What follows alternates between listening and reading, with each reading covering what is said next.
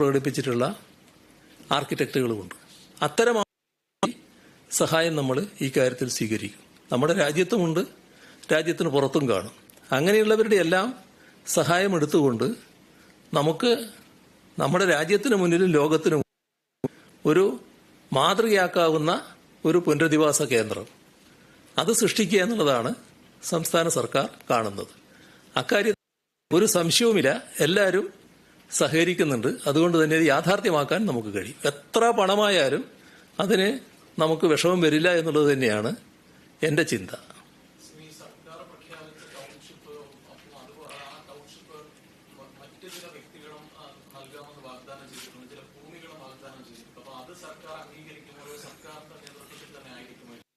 അതാണ് ഞാൻ പറഞ്ഞത്. പല തരത്തിലുള്ള നല്ല മനസ്സുകളും ഇത്തരം കാര്യങ്ങളിൽ നല്ല ഓഫറുകൾ നൽകുന്നുണ്ട്.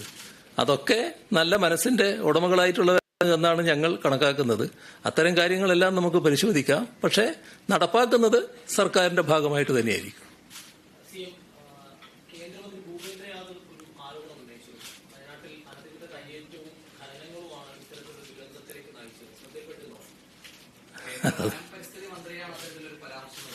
അതെ അതെ, ശ്രദ്ധയിൽപ്പെടാതിരിക്കാൻ പറ്റില്ലല്ലോ.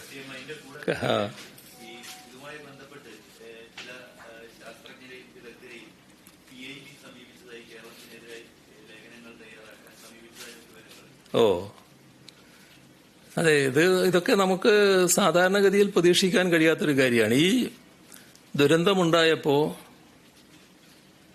ആദ്യത്തെ വിളി രാഹുൽ ഗാന്ധിയുടേതായിരുന്നു, രണ്ടാമത്തെ വിളി പ്രധാനമന്ത്രി, മൂന്നാമത്തെ വിളി ആഭ്യന്തരമന്ത്രിയുടേതായിരുന്നു.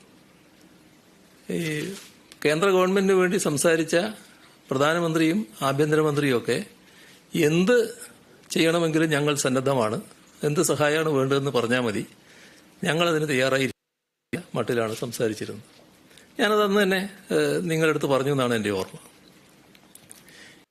മനോഭാവമാണ് ആദ്യം അവർ പ്രകടിപ്പിച്ചതെങ്കിലും അതിൽ നിന്ന് പിന്നെയൊരു ചെറിയൊരു വ്യത്യാസം ചിലർ പ്രകടിപ്പിക്കുന്നതായി കാണുന്നു.